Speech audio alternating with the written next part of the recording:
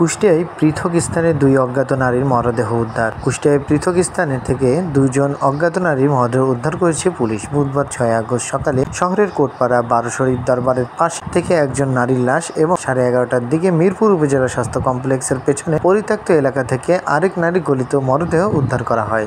বিষয়টি নিশ্চিত করেছেন কুষ্টিয়া মডেল থানার ভারপ্রাপ্ত কর্মকর্তা ওসি মোশাররফ হোসেন। পুলিশ জানিয়েছে, নিহতদের নাম পরিচয় এখনও শনাক্ত করা যায়নি। একই দিনে পৃথক স্থানে অজ্ঞাত নারীর লাশ উদ্ধারের ঘটনায় এলাকায় উদ্বেগ সৃষ্টি হয়েছে।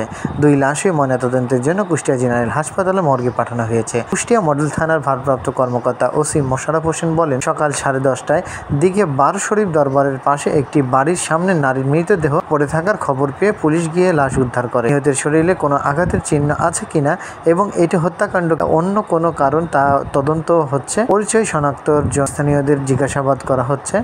এদিকে মিরপুর থানার ভারপ্রাপ্ত কর্মকর্তা ওসি মমিনুল ইসলাম বলেন, মিরপুর উপজেলা স্বাস্থ্য কমপ্লেক্স গ্যারেজের পেছন থেকে পানিতে ভাসমান অবস্থায় এক নারীর গলিত লাশ উদ্ধার করা হয়েছে। নিহতের পরিচয় এবং মৃত্যুর কারণ উদ্ঘাটনে তদন্ত চলছে।